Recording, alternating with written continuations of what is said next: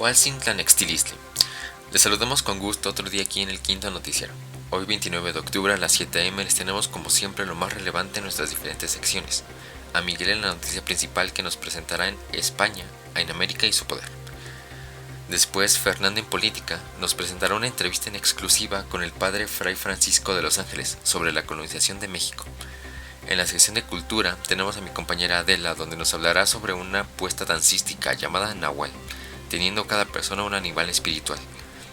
En noticias internacionales, Miguel nos presentará el relato de Tenochtitlan, su servidor Isaac en farándula, la nota rosa con el posible hallazgo de un tesoro en el Imperio Mexica.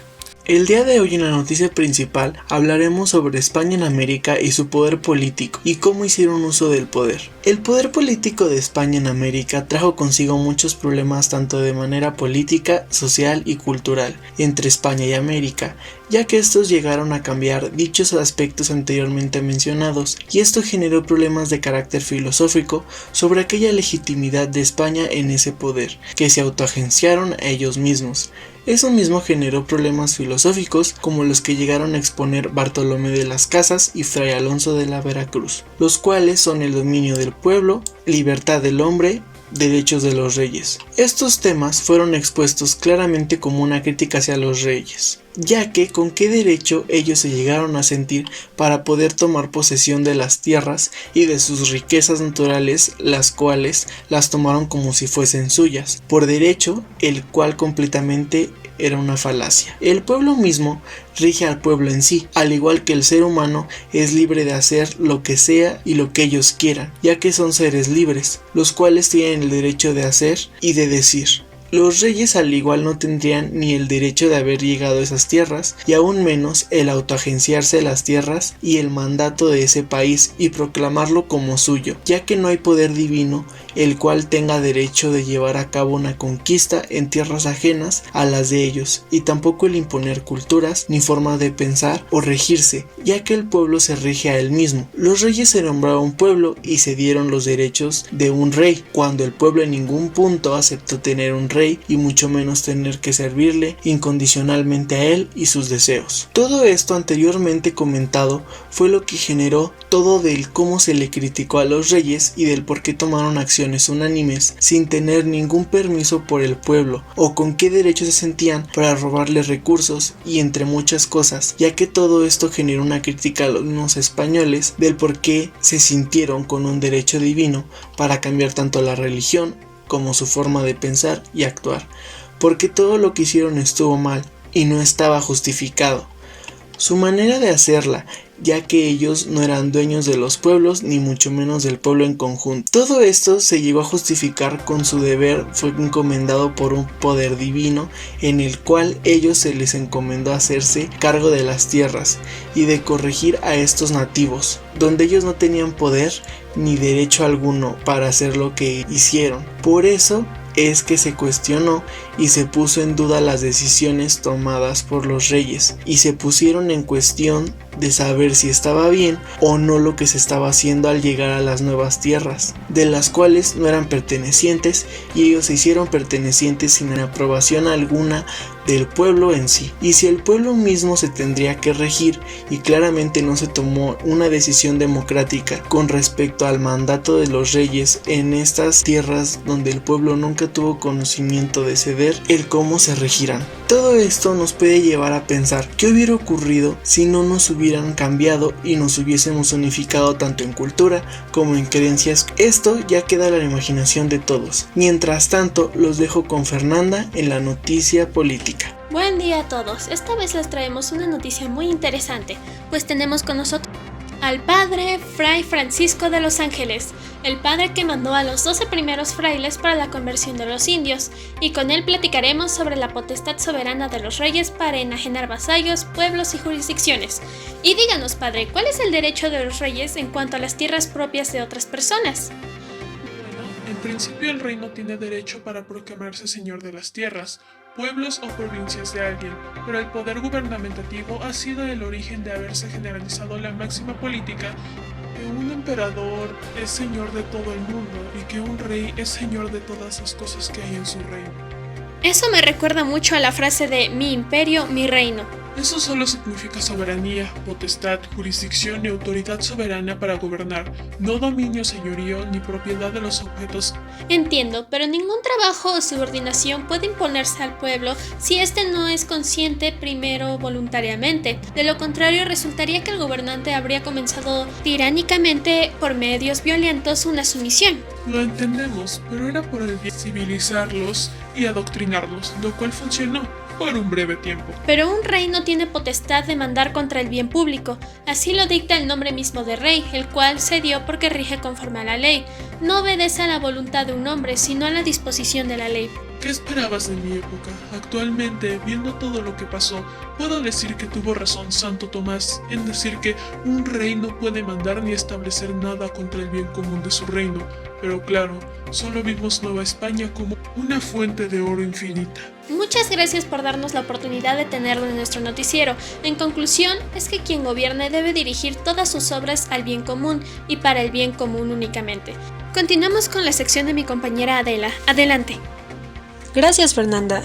Les doy la bienvenida a nuestra sección Culturízate. Hoy les traigo, como cada día, un nuevo evento para disfrutar en familia. En esta ocasión, una puesta dancística en escena llamada Nahual por la VSS Compañía de Danza AC. Dicha pieza está basada en la creencia que persiste en comunidades y pueblos originarios, donde se dota a cada persona desde su nacimiento del espíritu de un animal que guía y protege a la misma durante su vida, incluso al final de esta, y que a través de un movimiento animalesco y cuerpos semidesnudos de 8 bailarines y 2 actores, invitan al público a reflexionar, liberarse de dogmas y sembrar la elección de un camino autoconsciente. Dice Alfredo López Austín en 40 clases de magos del mundo náhuatl que el nahual es sabio, depositario de consejeros sobrehumanos.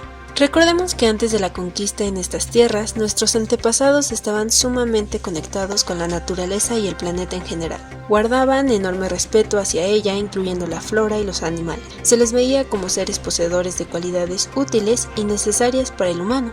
Tal era la conexión humano-ambiente que, por ejemplo, hallaron minas de oro gracias a señales que daba la madre tierra al llover en cierta zona, y a esto lo llamaban la madre se aparece sobre la tierra. Hablemos rápidamente también del quetzal, que era una ave sagrada, símbolo de vida, fertilidad y abundancia. Todo lo que estuviera decorado con sus plumas eran imágenes de poder y riqueza ilimitado. Incluso un tiempo se usaron como moneda de cambio, al cual también le daban un gran valor. Bien dice Fray Bernardino de Sahagún, en Historia General de las Cosas de Nueva España, el asombro con el cual los invasores vieron por primera vez esta y muchas otras especies y lugares de gran belleza. Dice: el tocado que tiene en la cabeza esta ave es muy hermoso y resplandeciente. Llaman a estas plumas titsinits. En fin, la puesta en escena se presenta en el Teatro de la Ciudad de Esperanza Iris. Y bueno, continuando, dejemos claro que a los españoles si algo los impresionó de Tenochtitlan fue, entre muchas otras cosas, la arquitectura. Parafraseándolo, nos platica que en los colegios modernos la arquitectura prehispánica está enseñando a superar la miopía de la doctrina individualista que heredamos de España, para sustituirla por la visión de conjunto que se reconoce en todo el diseño de las ciudades prehispánicas, pues nunca se olvidaron de unir el exterior y los interiores de sus construcciones para luego conjugarlas con el paisaje. Y claro que en las construcciones, como en muchos otros aspectos, tenemos cosas que aprender de nuestros antepasados, pues su conocimiento era preciso y pensado en un nosotros, filosofía que no nos vendría nada mal retomar en la actualidad. Pero en fin, con esto me despido de ustedes, querida audiencia, de nuestra sección. Adelante, Miguel, ¿qué novedades mundiales tienes hoy para nosotros? En noticias internacionales vengo a comentar el relato de Tenochtitlán de Hernán Cortés y cómo es que fue desde un punto de vista externo el antiguo y hermoso mercado de Tenochtitlán. Hernán Cortés expresa que es algo asombroso la gran Tenochtitlán, tan hermosa y grande, donde hay mercados más grandes que ciudades completas en España, y de cómo muchísima gente negocian entre una y otra y cómo tanta gente cabe en un mercado conversando unas con otras, y de lo impresionante que fue el llegar a otra ciudad tan grande y tan maravillosa y novedosa, ya que ellos nunca se imaginaron llegar a un lugar así. Cada se podía observar diferentes joyas trabajadas y miles de personas yendo y viniendo de un lado a otro, donde todos convivían en armonía de un lado a otro, donde se comerciaban diversos objetos preciosos. El entorno es tan distinto de esta ciudad y de este lugar en comparación a España. Notó que habían locales cercanos, en algunos se podría decir que eran locales de comida y una peluquería donde se lavaba la cabeza a la intemperie. Lo que podemos observar en el texto es la impresión de Hernán Cortés al ver la forma de vivir y de la ciudad de Tenochtitlán, y de la impresión que tuvo al estar allí y de no esperar algo como lo vio tantas riquezas, donde Hernán Cortés notó un cambio de cultura a otra y lo intenta retratar de como lo es lo que se basa en este escrito, el mercado de Tenochtitlán. Esta fue mi noticia, los dejo con mi compañero Isaac en la nota rosa. Gracias, Miguel. El día de hoy les tengo la noticia de un hombre que encontró una barra de oro a 5 metros bajo tierra, que puede pertenecer al tesoro de uno de los gobernantes del Imperio Mexica. Como sabemos, la conquista de Tenochtitlán fue uno de los sucesos históricos más grandes de la historia de América. Con la llegada del conquistador Hernán Cortés, en 1519, los minerales y piedras preciosas fueron arrebatados de nuestras tierras, tanto la explotación minera como el robo de estos mismos. En los territorios del emperador Moctezuma existía un tesoro que, según las tradiciones, él no podía tocar estas riquezas. La fortuna estaba resguardada en el llamado Teucalco. Entre los objetos de oro que encontraron los españoles había aretes, diademas, tejidos de plumas, escudos finos, lunetas de nariz, collares, entre otros. En la llamada Noche Triste, Hernán Cortés apresionó a Moctezuma y robó la riqueza.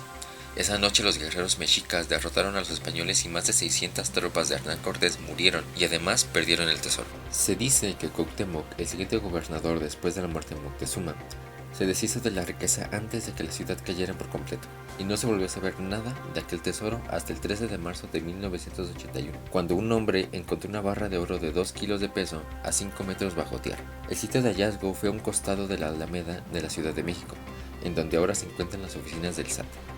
El Instituto Nacional de Antropología e Historia dio a conocer que el pedazo de oro fue fundido entre 1519 y 1520, por lo que probablemente pertenezca al desaparecido tesoro de Moctezuma. Y bueno, hasta aquí mi noticia, los dejo con mi compañero José. Gracias, Isaac.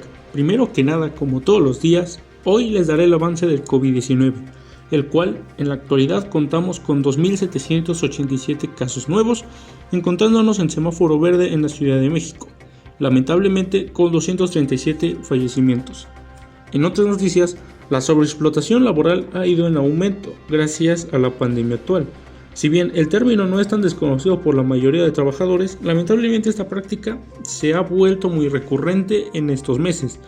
Si bien la sobreexplotación la escuchamos mucho cuando se trata del daño que el ser humano le causa al medio ambiente y las consecuencias del cambio climático gracias a la explotación de los recursos naturales, la sobreexplotación en general existe desde hace muchos años. En sus inicios se encontraba como ejemplo la esclavitud humana, el feudalismo y la explotación de las riquezas a favor del rico contra el pobre. Si bien hay distintos tipos de explotación, en la actualidad destaca mucho la laboral, pues gracias a la situación de pandemia global, los empleos son escasos y los pocos empleos que están disponibles son dirigidos por personas que suelen maltratar y explotar a sus empleados. Un caso de años atrás es el de la sobreexplotación de riquezas durante la conquista, muy conocido por muchos. Por otro lado, en tiempos actuales se encuentra el trabajar arduamente durante jornadas muy largas sin descansos. Todo este caso de explotación es tan complejo que, como ya vimos, han pasado siglos y esta práctica lamentablemente sigue ocurriendo en tiempos difíciles como los de hoy en día. Ahora les presentaré un dato interesante que ocurrió hace ya algunos meses. El poder político en México sin lugar a dudas es muy grande. Esto tiene que ver demasiado con que actualmente vivimos una pandemia que aún no termina. Los medios de comunicación han sido muy relevantes para los ciudadanos estos días, principalmente para estar al pendiente de la enfermedad. Tanto es el poder de los medios que, si bien quisiera el gobierno aparentar cifras de COVID que no son las reales, puede hacerlo, y los ciudadanos pueden creer que se tratan de las cifras reales. Ante esto, los invito a que investiguen un poco más sobre los números actuales en páginas oficiales del gobierno y hacer comparación con los comunicados que se emiten, para que así no caigamos tan fácilmente en mentiras sobre esta situación y estemos bien informados. Esto ha sido todo por mi parte, muchas gracias por escuchar y los dejo con mi compañera Adela. Hasta aquí las noticias del día de hoy. Gracias por acompañarnos durante otra transmisión de El Quinto Noticiero. Esperemos verlos en la siguiente transmisión y les deseamos una excelente noche.